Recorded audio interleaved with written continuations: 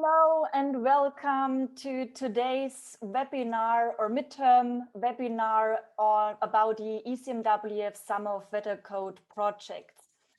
It is great to have you all here today.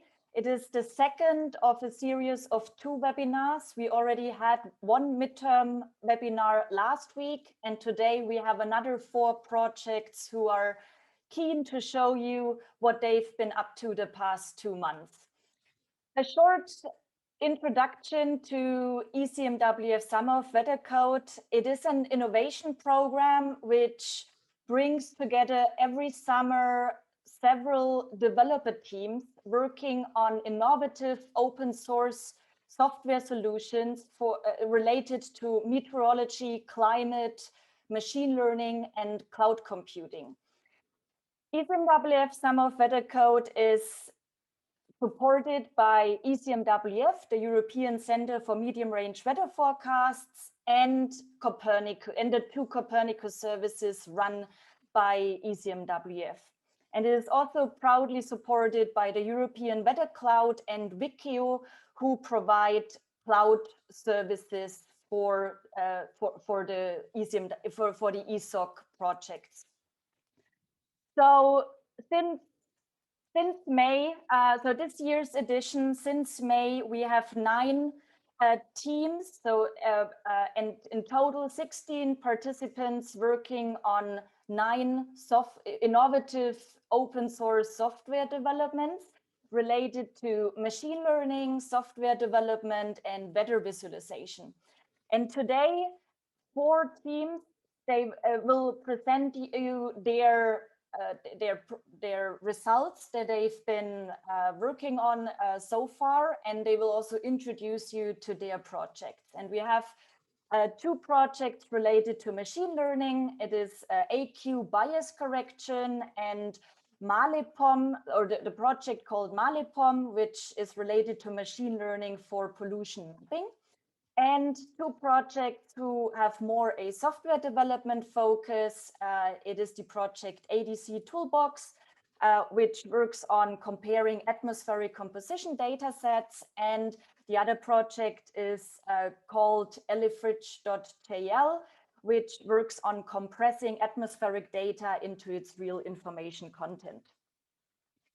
So ECMWF Summer of Weather Code works in a way. We have 4 steps in total. The first step is the application period, and the applications, they always open at the beginning of a year. So this year the applications opened 1st of February and closed 16th of April. On 30th of April, the final teams who have been selected to work on open source developments have been announced. And since 3rd of May until the end of August, there is the core of ECMWF Summer of Weather Code. It is the coding period. And this is the time where the developer teams team up with the mentors at ECMWF and Copernicus in order to work together on innovative software solutions. And the ECMWF Summer of Weather Code edition 2021 will find its peak and its closure on the 29th of September with the final ESoC day, where all the projects present their results and their software solutions they've been working on during the coding period. So we are currently in the coding phase. The project teams have been working on their projects for the past 2 months, and this is this is the core, what I said, basically, where the teams team up with the mentors at ECMWF and Copernicus, and all the projects are open source, so you can also follow their progress on GitHub, so you can have a look what they are up to. And today, so what you can expect today, we will present you 4 of the 9 projects, part of the ECMWF Summer of Weather Code 2021. And we will start with the project called Millan, which is related to machine learning for pollution mapping. And Niccolo Brunello, Vitor Mital, Paolo Faunoni, and Luca Rampini will introduce you to what the project is about. Before, I would just like to give you an opportunity also to ask questions. So you please go to slido.com and enter the hashtag ESoC2021. And this is a platform where you can ask questions to the projects and the participants. And with this, I would like to invite Niccolo, Vitor, Paolo, and Luca to the floor, and they will tell us more about their project related to machine learning for pollution mapping. The floor is yours. Thank you, Julia, for the introduction. I'll share my screen for the presentation. Okay, you should see my screen. Yes, it works. Okay, perfect. So thank you and good afternoon to everyone. It's our pleasure to introduce you to our project Millan, which stands for Machine Learning for Pollution Monitoring.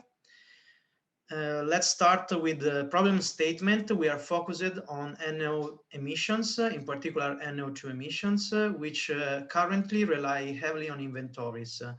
Inventories has two main problems. The first one is they are temporally fixed in a very long time scale, usually months or years.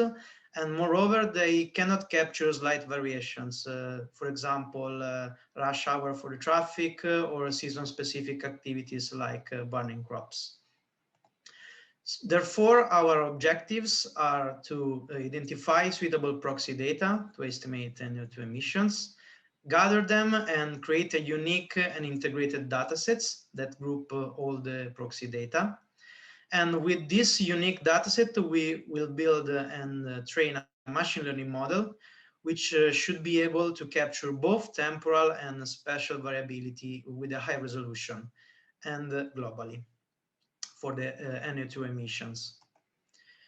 The project is divided in 6 main work packages. We are almost completed the first 2 of them, which is the dataset creation. We select different datasets from different sources. We are doing the data engineering, so we are selecting the best features and tuning every parameters to define the better datasets as possible. And we also started to create the machine learning model, testing some baseline models. In the next months, we will also, of course, gather the results, create documentation, and disseminate them. Today, we will going to explain you in more details the first 3 work packages, starting from the dataset creation, which is the selection of the proxy data and the integration. And in particular, we have one main source, which is Wikio, the data and information access services provided by Copernicus, that contains a lot of environmental data and datasets, but we use also other sources such as here for the traffic data or Corinne for the land cover data. We have basically 2 types of data. The first one are spatial proxies, which include basically the land use, the land cover data, and the human settlements related data. Then we have the temporal proxies. In particular, we have traffic data, meteorological data, and pollution concentrations. Now for the data engineering part, I leave the stage to Paolo. Thank you. The second step of our workflow is the data engineering, where we take all the proxy data and we put them together to create the big data set we will use in our model.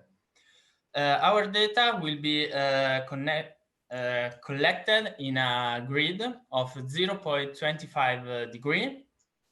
This, Luca, can you go on the next slide? Yeah. Thank you.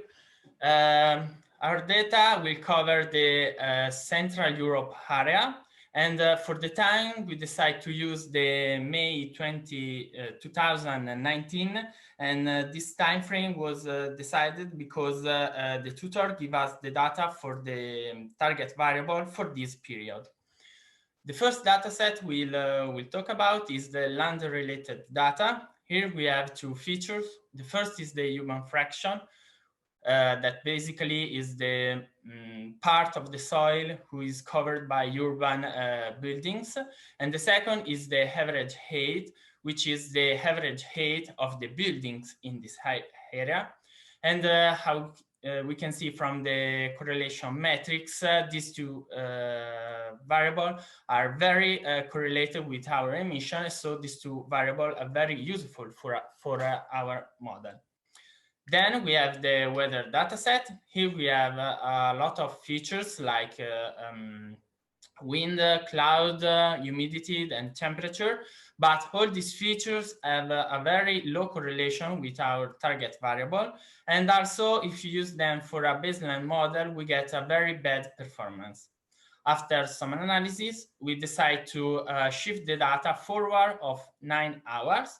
And doing that, we get a high correlation for temperature and humidity. And also we get a better performance in our baseline model. And so these shifted features will be the one we will use in our final model. And now I leave the stage to Vidur. Thank you, Paolo. So another interesting data set that we look at is the traffic data.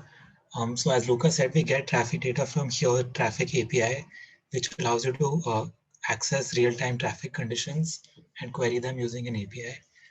So we query the API at regular intervals to compile a database of traffic data and then perform analysis using that data. So this plot here shows the diurnal trend of traffic for two sites. So the orange line is for Milan city and the blue line is for a rural site in Italy. So from this, we can see that there's a clear diurnal pattern in traffic, which is what we would expect. And there's two peaks, one in the morning and one in the evening, which likely correspond to rush hour traffic. So this is promising because highlighting the finer temporal variations in the emissions is one of the aims. And we hope that traffic data will be useful for that purpose. Luca, next. Yeah, so this is the area for which we query the traffic data using the API. So it's Northwest Italy or Southeast France, that area. And we see that for different hours, the traffic conditions vary significantly and that there are some trends that we would expect that are visible. So for example, urban areas naturally show much higher traffic density, and hours like 8 a.m. in the morning, which is the top right graph here, that again, the traffic density is higher at that time due to rush hour traffic. So then we also compare the traffic density that we get from the Here API to the emissions data that we already have. So we do this in a comparison for the diurnal cycle. So for using the hourly traffic data and the hourly emissions for the month of May 2019. So the emissions data is for the month of May 2019, but the traffic data, since it's only available in real time, it's actually for July 2021. But despite that, we see that the diurnal pattern matches pretty well for the two data sets. So again, this is promising as a good proxy for the temporal variation in emissions, and we hope to use this as one of the proxy data sets in our final model. So another data set that we consider is the concentrations of various species in the atmosphere. So our aim is to look at predict NO2 emissions. So for that, we also look at species concentrations in the atmosphere, and we look at these 5 species in particular. So carbon monoxide, NO2, NO, ozone, and water vapor. And the one at the bottom is the emissions profile, which we have as the final data set on which we're training our model. So we see that all 5 of these species have a clear pattern or a diurnal or temporal pattern, but none of them necessarily matches with the emissions profile that we have. So to account for this, we would need some sort of time series analysis technique and pre-processing of the concentration data in order to be able to use this to actually correlate with the emissions that we're trying to predict. Now handing over to Nicolo, who will talk more about the machine learning aspects. Thank you very much, Vidur. So now we're starting the predictive phase where we're going to tackle the problem from the machine learning point of view. And basically, our challenge involves a regression problem where we must estimate the level of evolution given a set of features. Features are input variable, basically, to give to the model. And basically, what we expect is an estimate, a number. So basically a number. And then we decided to divide our approach from first select some sort of set of models, some baselines model, which provide not very good result, but gives an idea in order to test the features. So now we are testing our features, so creating, modifying variables in order to get a suitable set of features. And then once we got this, we can test different models in order to get a very, very accurate prediction. So feature selections is basically the process of reducing the number of variables. So select a subset of all the variables we got in order to maximize the accuracy of the model. And we can do this by some statistical analysis, for example, by matching variances and correlations among inputs and outputs and so on. And also by using some embedded machine learning techniques. For example, there are techniques which builds a model trying to predict, but it's not a matter of prediction. It's just a matter of what kind of internal ranking does this model to the inputs variable, and we use that to select the best set of features. And once we got that, we start to analyze this model, and so we start from the baselines models. Next slide, yeah. And basically, the baselines model we are using right now to test features are linear regression, decision trees, and sample methods, which basically the key points here is that they must be very, very fast to train and predict, because it's not important to get an accurate prediction, but it's more important to have an idea of how well our features perform in a model. And then by doing this, once we got we will have a good set of features. We then go to the most state-of-the-art approaches, which by looking at the literature, online literature, we see that random forest and support vector regression are two types of algorithms which basically are exploit a regression model in order to get also non-linear variability of the input. And of course, we're going to tackle the deep learning approach. So the recurrent neural networks, long short-term memory are just a type of recurrent neural networks, which are an architecture able to exploit the time correlation between data. So we got time correlation and of course, provide a very, very good prediction. So this is what we are going to do now, from now on until the end. And thank you very much for your attention. And if you have questions, we are glad to hear them. Thank you, Nicolo, Luca, Paolo, and Vidur. That's already, it's very interesting, the project, and also your results so far. We have one question, in fact, and the question is how to get the emission data of the other world, like Africa.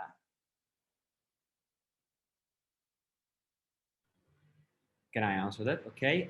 Basically, right now we are just focusing on European emissions because our focus is not just a matter of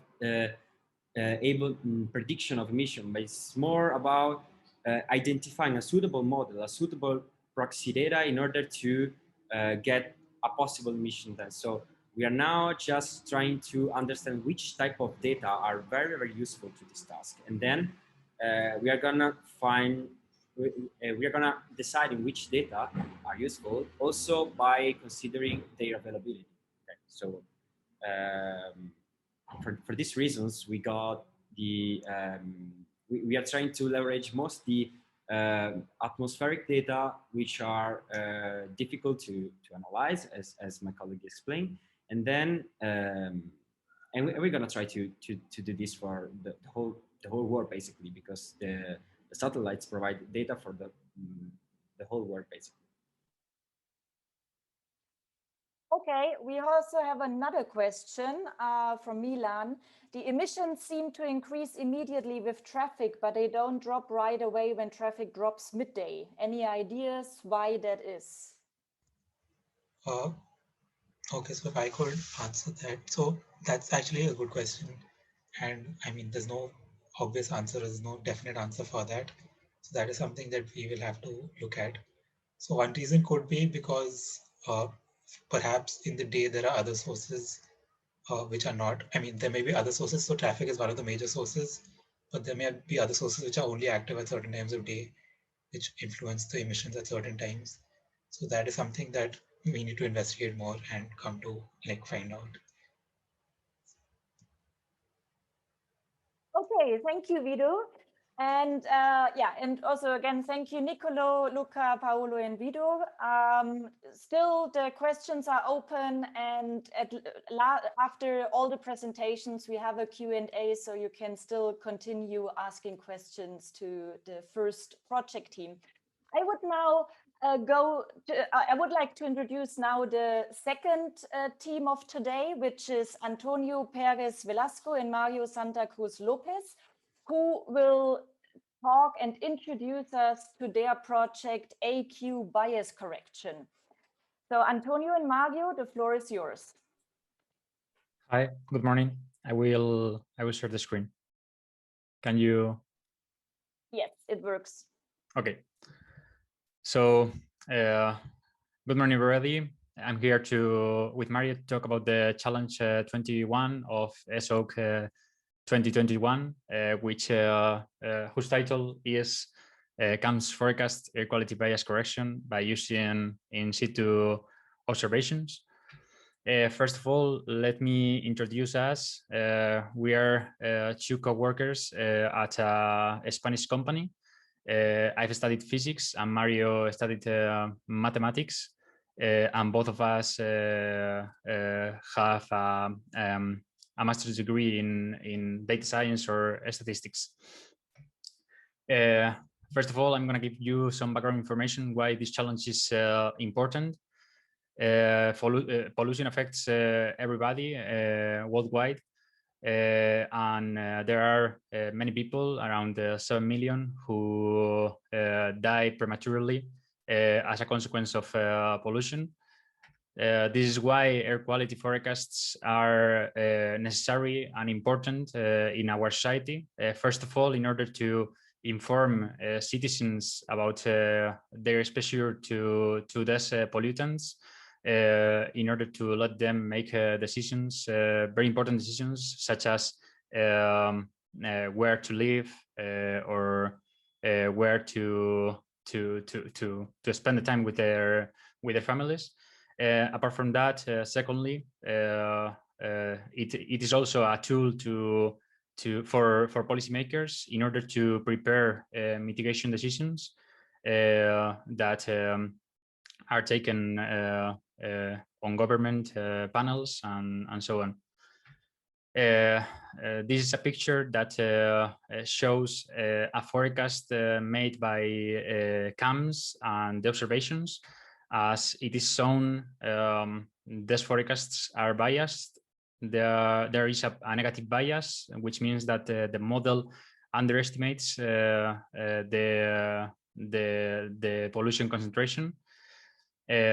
We can see that the observed forecast, the observations and the forecasts are separated. This is why the forecasts need a correction to fix these biases. The project objective is to improve the CAMS global air quality forecast using machine learning methods and observations at a set of locations which has been provided by our mentors. We are going to take the forecast from the CAMS and the observations to produce a data set with the features and the labels, and fit our machine learning approach to predict the error of the CAMS forecast. For doing this task, a list of locations has been provided, as I mentioned before, by our mentors with the following format, like the city, the country, the location, and the point, which time zone, and we obtained the elevation using the latitude and the longitude point. These locations have a special interest for them because CAMS prepares air quality forecasts for the CNN regular bulletins. A period of interest has been identified from 1st June 2019 to 31st March 2021. We have used the whole period, but there's no all the information for all the locations of interest. The data has been collected from 2 different sources. We have obtained the observations from the OpenAQ using the OpenAQ API.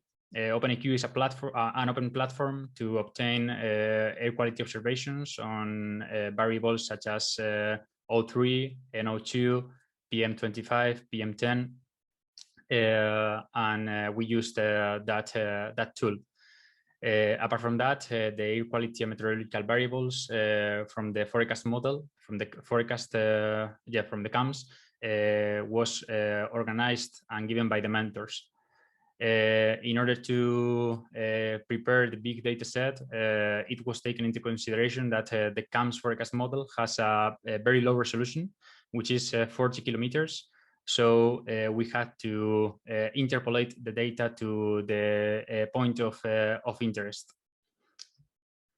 And now I leave the floor to Mario in order to explain some of the highlights from the obtained from the data processed. Thank you, Antonio. Now I will be presenting some of the insights extracted while working with the data. First we saw is that most of the stations were biased, and this bias was very heterogeneous, depending heavily on the station location, the hour of the day, or the season of the year. In addition, the China stations were like 10 times more biased than any other station considered in the project. And we have also included here a link to access all the data visualizations produced during the project. In the next slides, we will consider a particular location that is Glasgow, where we can see a very clear positive bias in the PM 2.5 CAMS forecast, how this bias depends on the month of the year. In the next slide, we also show how our label correlates with the other CAMS forecast. Our label here is the PM 2.5 error, and as expected, it is heavily correlated with the PM 2.5 and PM 10 forecast, but it is also very correlated with other variables as the humidity or the temperature. On the other hand, in the right plot, we can see how this bias distribution change by the location, even for the stations in the same country. Lastly, we are presenting the model architecture we have considered initially, where we use inception time models to extract the temporal relationship between our variables, and we combine this with a multi-layer perceptron to get the corrections of the next 24 hours at an early resolution. So here we are considered as an input the CAMS forecast for the last day and also the next day, and we also consider like the previous error made by the CAMS forecast. This model has reduced the overall bias in a 25% overall stations. Lastly, here we include the GitHub repository to follow the development of the process, and the gallery with all the data visualizations. Thank you very much. Thank you, Mario, and thank you, Antonio.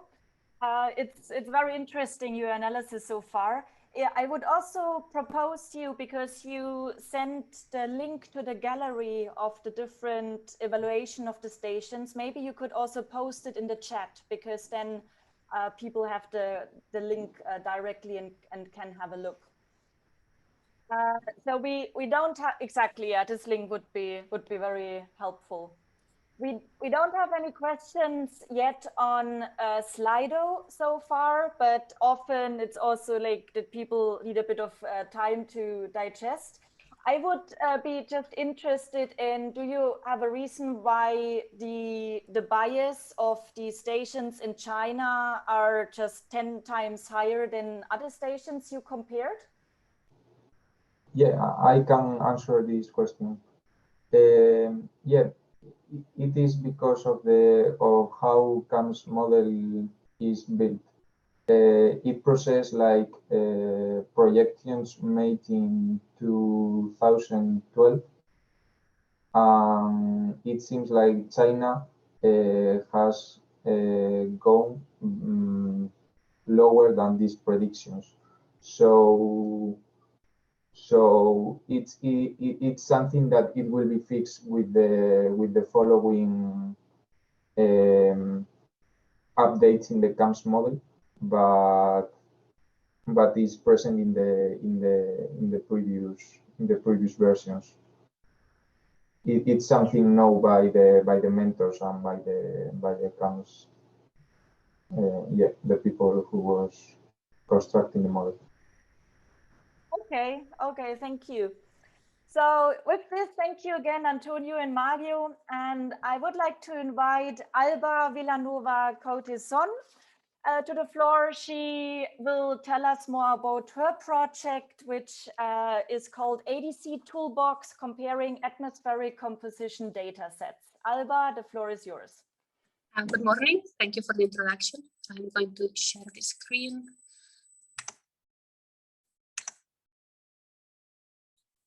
Can you see this? Yes, thank you. Okay, perfect. So today I'm here to present the midterm results of the challenge number 14, which on developing a toolbox to compare different atmospheric compositions data sets. And I have been doing this with my 3 mentors, which are Michael Rasinger, Federico Fierli, and Antti Ines, which I want to thank from here because they have been really patient and helpful during the process. One sec. Now, okay. So I'm going to start this in a bit of a personal way and explain how did I get here. I actually studied mechanical engineering in Spain, which is, I would say, absolutely not related to atmospheric sciences. And while I was in my last year, I had the opportunity to do an exchange in South Korea at Inha University. And I could finally choose subjects that I liked as optional subjects. And I started to get into environmental chemistry and physics, numerical analysis. After this, I decided to go back to the country, and I did an internship at the Korea Institute of Energy Research for 10 months, during 10 months. And while I was there, I started to use satellite data for my research. And it was my first time to came across the different concepts of remote sensing and use it in a more practical way. After all, I decided to come back to Europe, and I found this master called Geospatial Technologies, which is given by 3 universities, and it's an Erasmus Mundus Masters. And I finally got into studying for real remote sensing and data analysis and preprocessing. And so now I am in my 2nd semester, and during my 2nd semester, I came across the summer weather code of ECMWF. And I found it very interesting because I could put in practice what I was learning, and I could use it later for my master thesis and make this project really consistent in time. So regarding the project, the main goal of this project or challenge is to develop a set of reusable tools to be able to compare atmospheric composition data sets from different sources. And these tools must at least be able to perform the operations that you can see on the right. So first of all, I must be able to transform all the data sets into a common format, which we decided that it would be X-array objects from Python. Then we want to apply the averaging kernels from the satellite data to the model data. And this is a tool that only applies to the comparison between satellite and model data sets. After this, we want to aggregate the data both temporally and regionally and regrid it so we can finally merge it. And after we have the merge, we can do a statistical comparison and show side by side the data sets. So as you can see, the tool 1, 4, and 6 can be already used, and the tool 2 and 3 are in process, while the tool 5 is yet to be done, and we will probably do this by the end of the project. So why do we want to compare data sets? The thing here is that the satellite and model atmospheric compositions data sets that exist nowadays have been developed or created for different purposes. So they have been stored in different locations, and they use different data formats, and they also have non-compatible metadata, which makes them not easily comparable. And the idea of ECMWF is that they want to be able to validate these data sets, and in order to validate them, they must compare them to data sets that they are already using, that are already reliable for them. And once we know that these data sets are valid and they are accurate, they can use them to increase their coverage, and they can apply mutual coverage of the data sets in their current operations. So they would have more data sets to use to perform different studies. The proposed data sets that we have are these ones here. So we have 5 sources. We have 2 models which come from Copernicus, and then we have 3 instruments that are installed in different satellites. As we can see, the species that we can get from these models are quite diverse, and they are not always the same ones. And the horizontal resolution and temporal coverage and resolution are quite different among themselves, which makes the comparison not trivial at all. And then the file format is also different.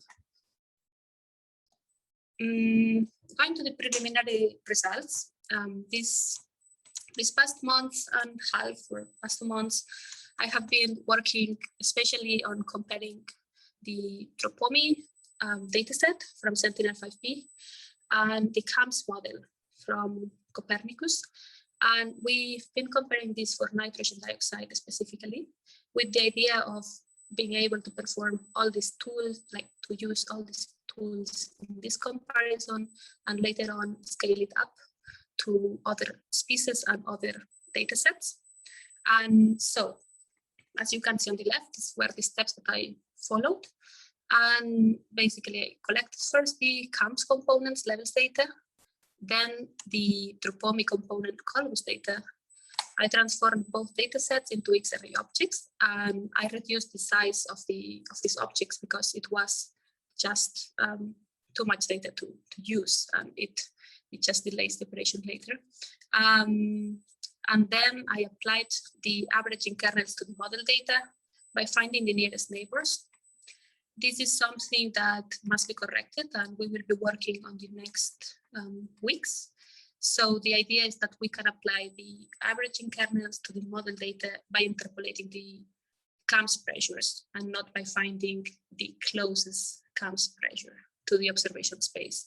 So yeah, after this is solved, in principle, this application of the averaging kernels will be corrected. And after this step, we converted the units. So we have the same units, and we created a comparison table by merge. So we can already see the total column of nitrogen dioxide from CAMS and Tropomi at all the locations of our study area. And at the end, we wanted to visualize the data sets side by side. And you can see here one of the results. So we have the distribution of nitrogen dioxide at 12 on 21 of June this year for Czech Republic. And we can see on the left the CAMS forecast data set, and on the right the Tropomi near real-time data set. We can already see that there is some data that is missing or wrong, which are these white areas in here. Actually, Tropomi gave negative data for some strange reason, and I decided to cut it up with the color bar because then it's more clean.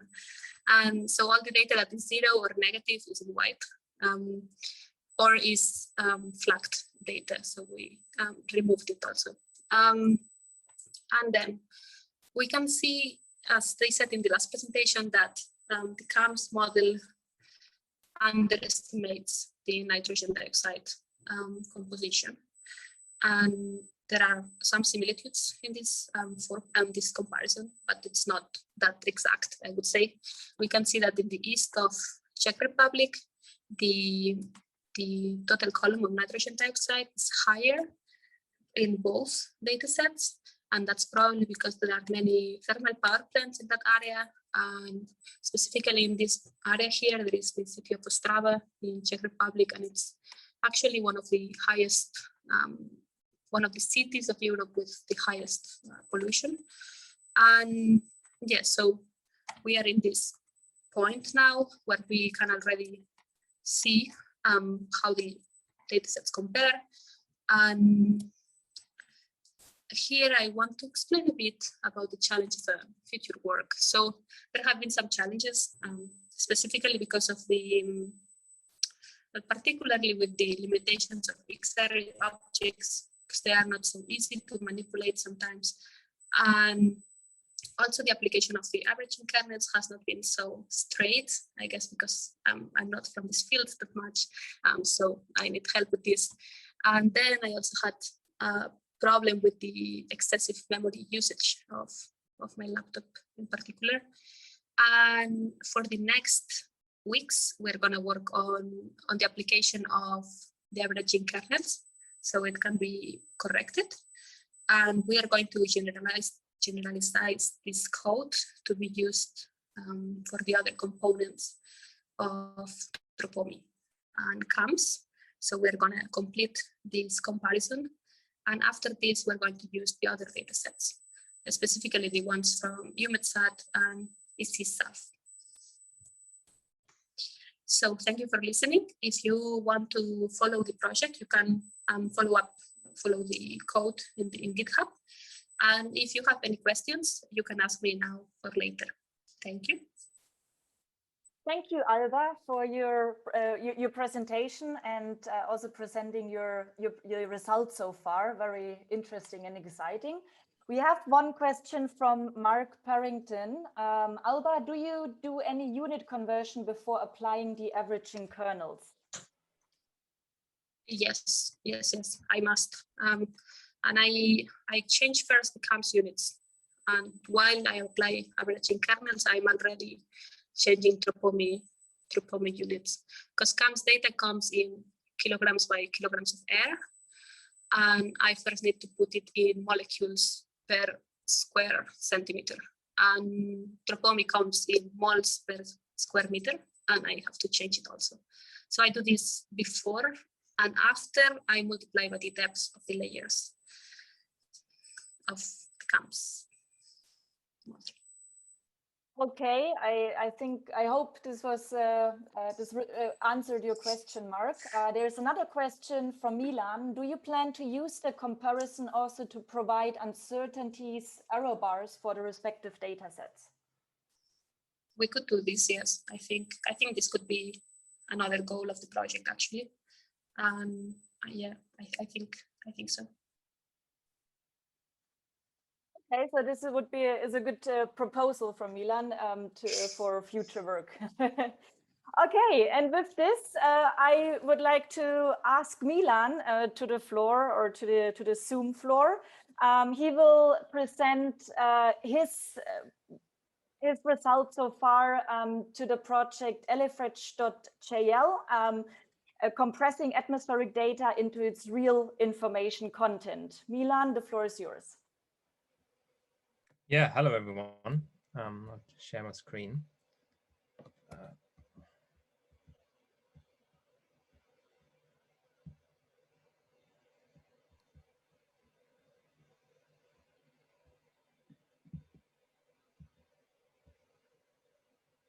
Can you see the slides? Yes. Perfect, amazing. Yeah, welcome everyone. Thanks, Julia, for the introduction.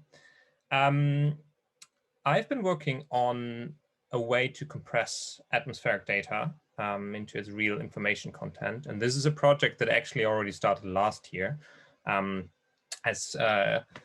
Basically this is this year's ECMWF weather code project is kind of the follow-up of what happened last year. And so I really want to use this opportunity to give everyone like a hopefully intuitive introduction to what real information content means and how that actually can be used for data compression. So when we talk about data compression, we usually think of some kind of a trade-off between size, speed, and precision, meaning that you ideally, because that's the idea of data compression, you want to end up with some data that is smaller than what you had before without actually throwing away too much information. You kind of want to still get a very good picture of what you started with. And this transformation from the original data to your compressed data should also happen in a reasonably fast way. So meaning that the compression speed shouldn't, I don't know, exceed a certain level, as well as the decompression speed. So basically regain your data from whatever format you squeezed it in. And many of us basically almost every day use some form of data compression. So for example, if you take a picture, what actually happens is that the sensor of your camera takes a picture, has a lot of information, and then if you use something like JPEG, what actually JPEG does is it basically throws away all the colors that your eye can't see anyway. And so you basically restrict the information to like a restricted smaller color space. If you listen to music, for example, then this whole MP3 encoding basically means that you throw away the information that a human ear can't hear anyway. And so basically what we try to do is to find an equivalent for climate data so that we keep the information that is real and that we throw away the false information. So the information that, for example, if you provide a forecast or if you analyze the data in order to understand climate change better, that you keep that, but you throw away the unnecessary, fake information in your data. We've applied this idea to the Copernicus Atmospheric Monitoring Service CAMS that we've already heard about in the last talk. So we have more than 60 atmospheric variables. So there's things like nitrogen dioxide, ozone, and so on, a lot of aerosols. And you just see two pictures here of what this can look like. So there's a lot of different physical processes involved. You see ship tracks in the very bottom in nitrogen dioxide at the surface, but you also see a lot of like turbulence and mixing. You can even see like impacts of solar radiation on the nitrogen dioxide levels. And in general, ECMWF produces data at about 200 terabyte every single day. So that means every second there's 2 gigabytes of data produced in ECMWF's archive. So this will even quadruple if we go towards a 1 kilometer global resolution model, and CAMS of that archive only, let's say, a small section, which produces about 600 gigabyte every day. But we basically use it in order to understand how can we compress this data better to reduce the stress on the data archive and therefore facilitate data sharing. It's much easier to download 1 gigabyte instead of 10 gigabyte. And so what we mean if we talk about information preserving compression, first step, you have some kind of gridded data. That, for example, could be on a LED long grid, that could be on any other kind of grid. And once you have this data, what actually happens, because all this data is stored in zeros and ones, they're usually stored in floating point numbers. Floating point numbers is the idea that instead of storing a real number at a certain precision, you basically split the whole thing up into a sign. So you have a sign bit either being 0 or 1, depending on what sign the number has. You have an exponent that tells you whether you have a very large or very small number. And then you have the mantissa bits, and the mantissa bits basically describe what are the decimal digits behind the dot.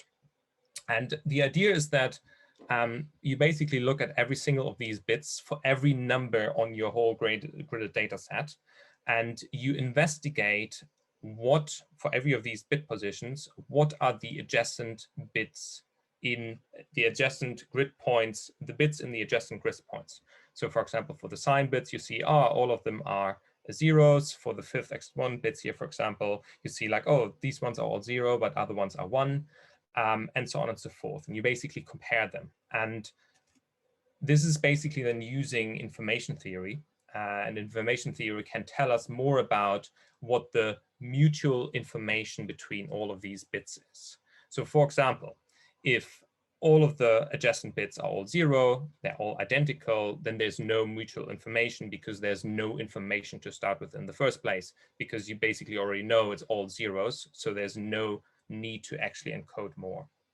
However, if 0 is certainly adjacent to another 0, and 0 and 1s occur equally frequent, which I've tried to illustrate here, then your mutual information is 1, meaning that if you already know that a given bit is 0, you have already a very good predictor for that the surrounding bits are also 0, and the same counts for 1. And this basically, you can play this game for all of the single bits, and then you obtain an information for every single bit position. And this is what this looks like then. So if we take our number, we represent it in the sign, exponent, mantissa bit representation, and then you basically get an amount of real information ranging from 0 to 1 in your data set, and you can basically isolate the false information in your data. So instead of representing the number here, for example, 1.23 and so on and so forth, as these bits, we actually realize, oh, we don't need to store the last bits here that are marked in purple. And actually, it would be much easier if we remove this false information, because this would facilitate data compression. Because you basically don't have to store all these zeros and ones at the end, because they're completely statistically independent, really hard to compress anyway.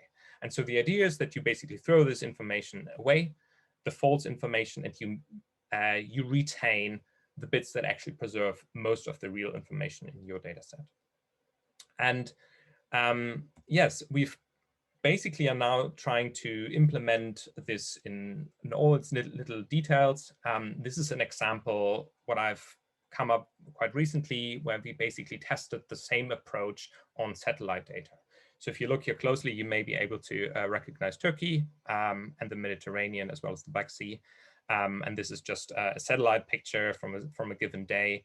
And now the question is, one of these pictures is based on the original data containing the full precision, and the other one has been compressed with this information preserving compression. And question, can you see the difference? I'll give you 5 seconds, but I guess you won't be able really to see the difference. However, one of them is about 15 to 20 times smaller than the other. And the result is actually the one on the left is the compressed one, and the one on the right is the original one.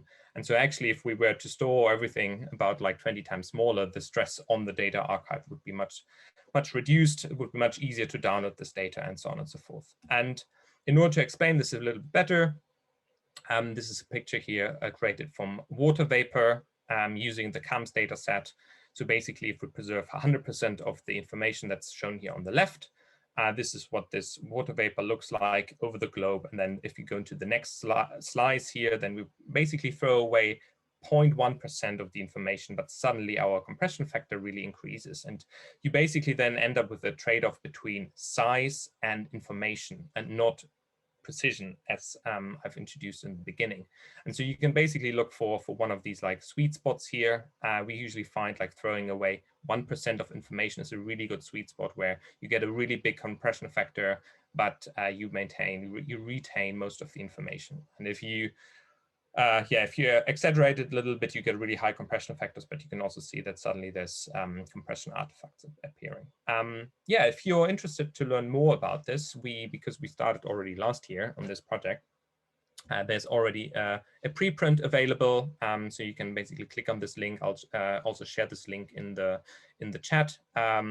We have this article currently in review, and you also find more about this on our GitHub repositories, so esoc/elefridge.jl, and this also, the whole development led to a couple of other outsourced packages. So there's bitinformation.jl, which basically calculates the bit information as I've shown before. And then there's other things like ZFP compression, lin-log quantization, and so on and so forth. And they all contain more information about how we do this. Thanks for listening, and I'll share the link, and I'm very happy to take any questions. Thank you, Milan, for this impressive presentation and your great work so far. We have one question or also comment. So great work, Milan. Is it possible to interpolate data directly from compressed representation? For example, if one wants to change grid resolution? That is a good question. No, I don't think so.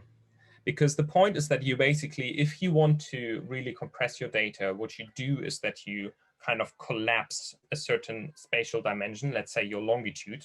You basically collapse them down to a much shorter bit sequence of like some zeros and ones that can be decoded and that can be decoded again into your normal representation, but you lose the information of like, you have like one grid point here that occupies 16-bit, they have the next one that occupies 16-bit, and things are basically packed more together, meaning that you have to decode the whole thing in order to do some kind of interpolation. So the idea is really that you basically, in the same way as you like store a netcdf data format or grip on some server, you download it, you open it, and while you open it, you basically decode it, that then you would do some kind of, let's say, interpolation or other operations. But yeah, no, doing actual operations on the compressed files is rarely possible. That's one of the drawbacks you always have with compressed data. Thank you, Milan. I would have a question regarding the computational intensity of, so let's say we would like to apply your method on the ECMWF archive. Would this be feasible, or how long would it actually take? Is it feasible to make an estimate? Yeah, so there is, again, basically, as I said in the beginning, there's always this trade-off. So we can basically get more higher compression factors, meaning that in the end, the file sizes are smaller if you're willing to spend more time on the compression. But basically, the way how we approach this is that we wanted to have a reasonable speed. Reasonable speed means that basically what we looked at takes about 100, like the compression speed is at least 100 megabytes per second on a single core, meaning that if you basically think about the, let's say the 2 gigabytes per second that are produced at ECMWF, you basically need a small cluster, and that you could technically, you could compress it in real time. And this is kind of like one of the, because you obviously don't want to produce data faster than you can compress it, because otherwise you can't catch up with the speed of the data production, right? Obviously, if you go into the implementation, everything will be a bit more tricky, and we will see in the end how long it actually takes. But yeah, that was one of our requirements, was like, it should theoretically be possible to compress ECMWF data in real time with the computational resources available. And as far as I know, it's we're not necessarily much slower than the compression that we currently use. Okay, we have another question. How does this compression method compare to drop data from float 32 to float 16? Definitely better to quantify in terms of information. Yeah, so if you use half precision, so float 16, you end up, especially with the CUMS data, you end up with the big problem that the smallest representable number in float 16 is 6 times 10 to the minus 8. And many of the concentrations in CUMS are much smaller. So we've seen, for example, in Albert's presentation, there are some values that are around like 10 to the minus 15 or so. And so you really end up with this problem of, yeah, basically you need to still be able to represent your data, and your float 16 has a much too limited range. You could use something like bfloat 16, which preserves the dynamic range of single precision, but still, again, that you have the problem is that if you apply this encoding to all of your data, you don't really take into account that some variables may require a higher precision and others do not. And using this information preserving compression, really the idea is that you take a variable, you throw it in there, it tells you how many bits you're supposed to preserve, and then you can chop away the other ones. And so it basically circumvents the idea that you as a programmer has to come up, or like as a scientist, you have to come up and say, oh yeah, CO2 has that uncertainty, that variable has that uncertainty, which is always some kind of subjective choice. And so we've basically designed this to say, like, this is this algorithm that tells you how many bits you should preserve and not, to make this hopefully a bit more objective and to automatically choose a precision level. Okay, thank you, Milan. And with this, I would like just to finally share one last time my screen. So yeah, I thank every speaker today and also everyone who joined us for the midterm webinar today. Please save the date, because this was today just presenting the midterm results. There will be just even more exciting results to be shown by the end of September. And please save the date, the 29th of September. It will be the final ESoC day, where all the 9 ESoC projects of this year will present their final results. So please save the date. Otherwise, feel free to follow ESoC on GitHub, on a website, and also on Twitter, because there we always announce the news and the information you require related to ESoC. And we also have a newsletter, so also please consider to sign up for our ESoC newsletter. And with this, thank you again for all the presenters today for presenting your impressive results. And I wish everyone a nice remaining day and yeah, and a good summer break, hopefully, for everyone. Thank you and goodbye. Thank you. Bye-bye. Thank you. Thank you. Bye. Thank you. Bye-bye. Thank you very much. Yeah, bye. Bye.